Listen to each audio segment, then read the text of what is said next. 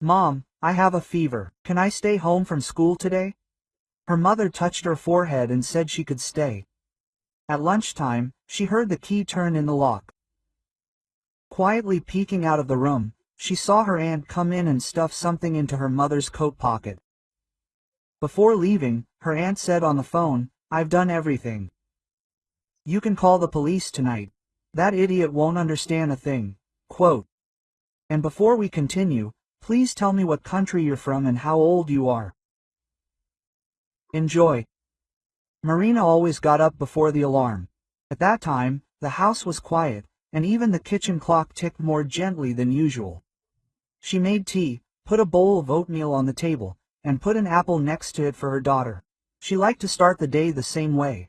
Water, tea, 2 minutes of silence by the window. This calm set the tone for the entire week. My daughter was 10. Nika was known at school as a quiet and attentive girl with a braid and clean notebooks. She did her homework eagerly and adored technology and art classes. Marina worked as an accountant at a small plumbing supply company. Paperwork, numbers, signatures. She lived in a 2-room apartment that her parents had left her. Her sister lived separately on the other side of town. Her sister's name was Vera. She was a year older than Marina. They had once been friends, going to the river together, sharing a shawl and a secret stash of notes. Then they grew up and became different. Vera's life was constantly stumbling. Jobs changed, money disappeared into thin air, urgent needs were everywhere, help until payday, save me please. Marina helped so many times that she stopped counting. Not because she was rich, but because she counted. We were family, how could it be otherwise? In recent months, the calls became more frequent. Vera complained about the loan, then about the neighbors, then about temporary difficulties. One day Marina said firmly, "I won't give you any money, not because I don't love you, but because I can't live like this anymore." Quote. Vera was offended and disappeared for a week. No calls, no messages. That very day began as usual. Only Nika suddenly put her palm to her forehead in the morning and quietly said, "Mom, my head is hot, can I stay home today?" Marina came over and touched her forehead. It was warm, but not feverish. Her throat was slightly red, her voice hoarse. The child was tired, he had a cold. It would be stupid to let him go to school. "Stay, of course, lie down. Would you like some tea with honey?" "I will," Nika whispered, smiling with the corner of her lips. Marina made some light tea, gave her a pill, settled her daughter in bed, and aired the room. On the nightstand was a glass of water, napkins, and a book about forest animals nearby. Her forehead cooled. Nika closed her eyes. "I won't be long," Marina said. "For half a day. You have the phone. Pick it up.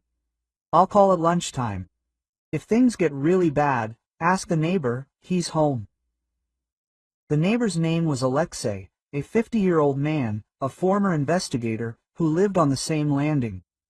He was quiet and tidy, with a habit of greeting everyone and fixing whatever fell apart under someone's arm.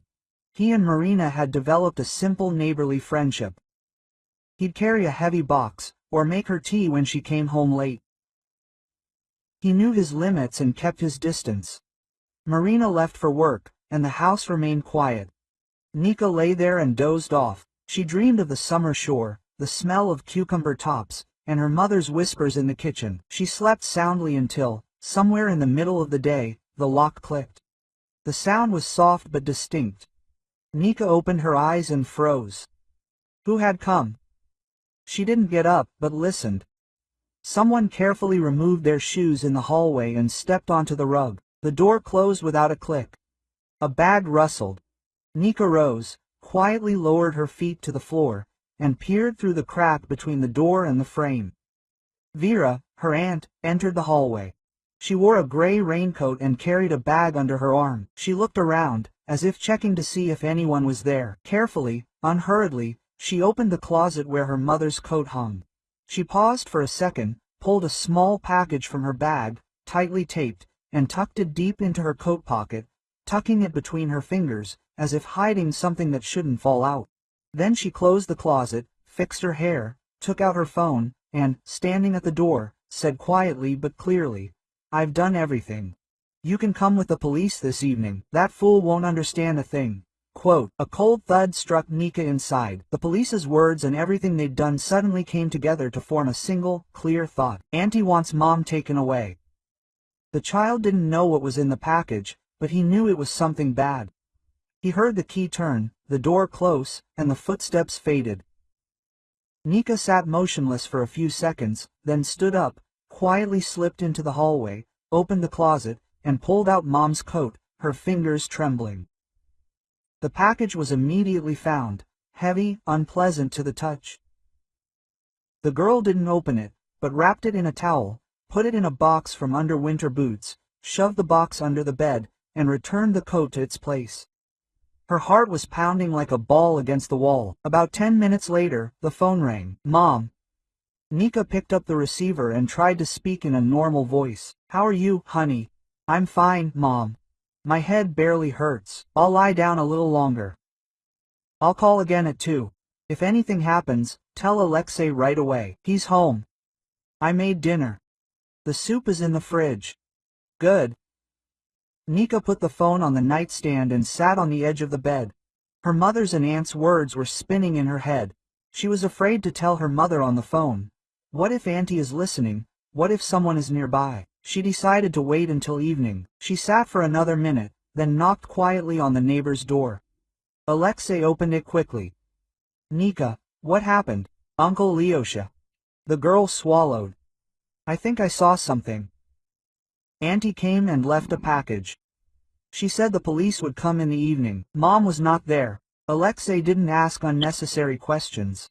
His gaze instantly became businesslike. He asked Nika to repeat everything step by step. The time, the words, where the package was. Then he said calmly, "We're not touching anything. It's still where we put it. You've just moved it. There are a few hours left until evening. We won't tell Mom now, so she doesn't rush off without a head. We'll act quietly. If they come, you're next to me. I'll explain what and how. Will you be able to do it?" Quote, "Yes." "Well done." Nika returned home. Time dragged on. She turned on a cartoon, but didn't watch it. She ate soup and drank tea. Marina called again. "Everything is fine, Mom. I'll be there soon." Towards evening, Mom came and saw Nika. The girl was pale, frowned, came up to her, and put her palm to her forehead. "Are you scared of something?" Nika took a deep breath. "Mom, don't be scared, okay? Auntie came today. She opened the door with the key. I didn't tell anyone that she was home. She put a package in your pocket and said on the phone that the police would come in the evening. I took the package and hid it. I didn't open it." Marina sat down on a chair, quieter than she had asked before. "Are you sure?" Nika nodded. The words stuck, but her head nodded. Marina closed her eyes and exhaled slowly. There was suddenly a deep silence and clarity inside. No hysteria, no screaming, no way. Just a calm line. "Do the right thing. Thank you for telling me. You're very smart. I'll calmly call Alexei now." Alexei came right away, listened, asked Nika to describe the ant, the bag, the movement again.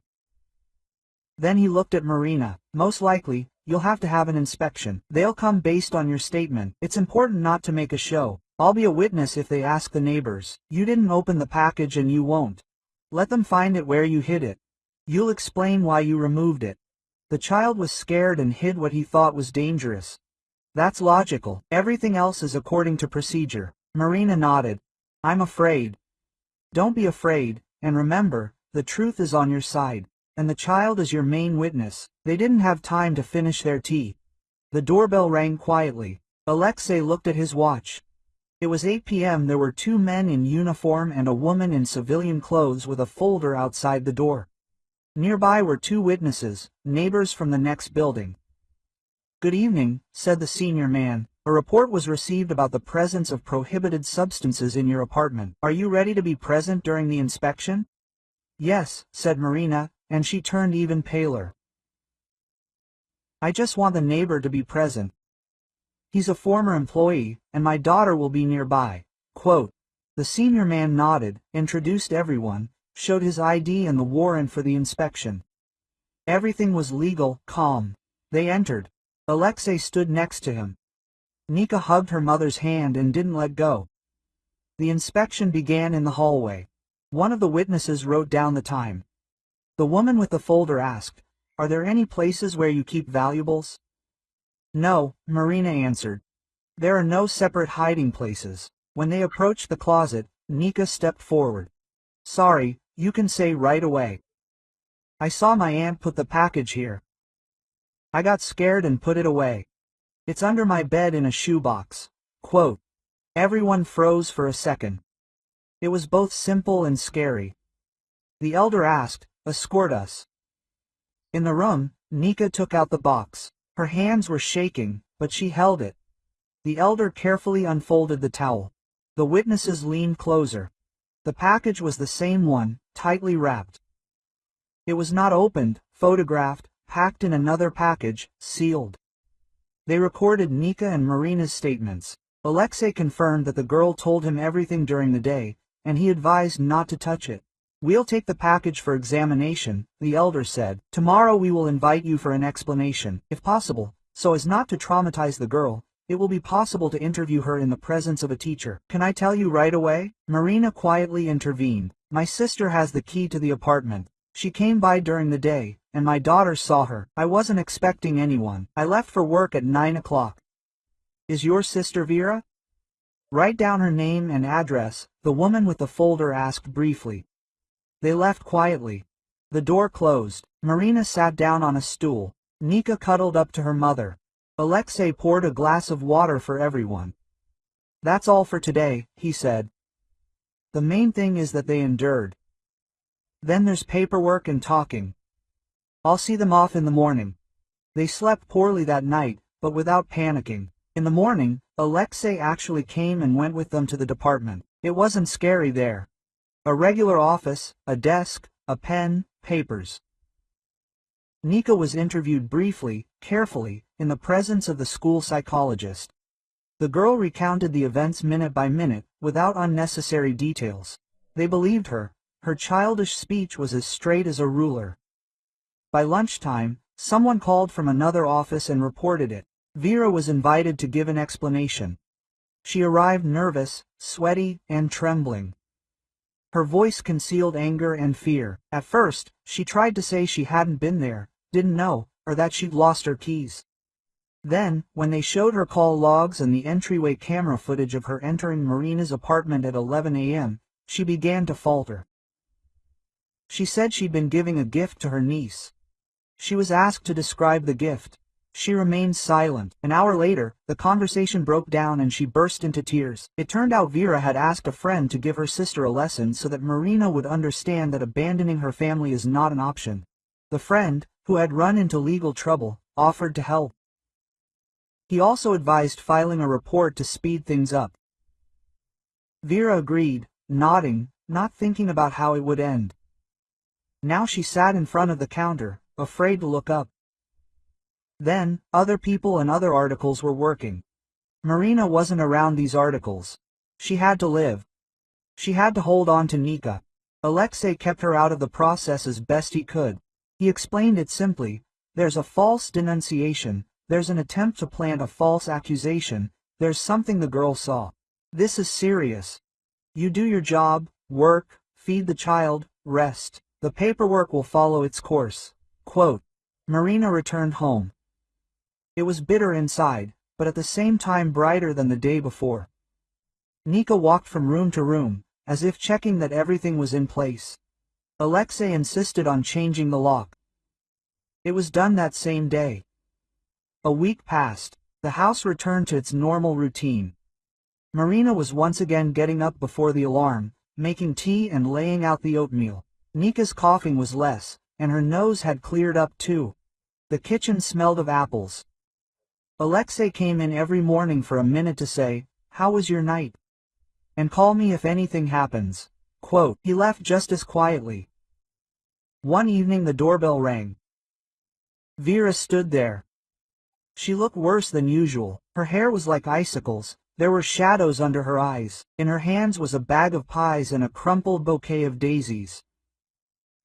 "Marina," she began from the doorway, "forgive me, I was a fool. I didn't think it would turn out like this. I got carried away. I wanted you to help, like before. The words got confused. Marina didn't invite her in. She put a chair in the doorway and sat down on it. Alexei stood next to her in the hallway. He was invisible, but his presence kept the conversation within bounds. "Vera," Marina said quietly. "You wanted me taken away. You wanted my daughter to be left alone. Haven't you thought about what could have happened next? I don't understand how my own sister could do this. I helped you for many years. You thought I should. I don't hold a grudge against you. It eats away at me. But we won't live next to each other anymore. Do you have the keys?" Vera took the key out of her pocket and put it on the nightstand. "I'm giving it back. I'll give it all back. I've already received a call. I understand now." Her voice trembled. "Take the pies." Marina looked at the bag, took one pie, and returned the rest. "I'll leave one, take the rest. One is enough for us. Go, Vera, time is yours now. And it will keep flowing. Do something right for once." Vera left without looking back. Her footsteps sounded empty on the stairs. The days returned to their place. Morning tea, oatmeal, and apple. Nika's diary on the table. Daytime work and school. Evening soup and lessons. On Saturdays, the market. Sometimes Alexei watches movies on his laptop in the living room, like good old neighbors. Sometimes there's silence, and that was enough. Nika became more attentive. She began asking the right questions. Why change the lock if the key is still with Auntie? Because it's safer that way. Why can't you trust everything you say? Because words are unsubstantiated, but actions are backed by deeds.